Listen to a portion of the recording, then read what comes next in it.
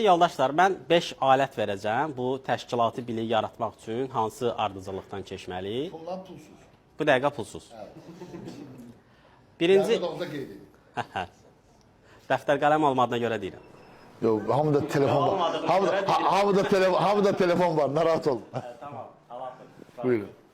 Əslində onun üçün gəlmişik bugün bura. Məqsədimiz də odur. Buyurun. Birinci, yoldaşlar, şirkətimizdə ən önəmli məsələ olan struktur yaradılmasında ciddi fikir verməli. Hər şey buradan başlayır.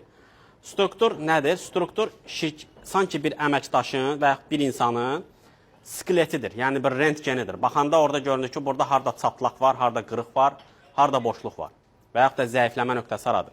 Strukturun yaradılmasında birinci növbədə ciddi şəkildə bir risk yönətiminə diqqət yetirmək lazım. Nədir bu? Məsələn, mən şirkət tanıyıram. Həqiqətən də milyon dövriyyəsi var. Böyük 100-ün üzərində əməkdaşı var. Adam belə bir struktur yaradıb. Deyir ki, kassa şöbəsi, yəni əməliyyatı, satın alma şöbəsi ilə yəni eyni funksiyondadır, eyni tabeçilikdədir. Bu, yoldaşlar, yəni biraz... Allah ona bərəkət olsun.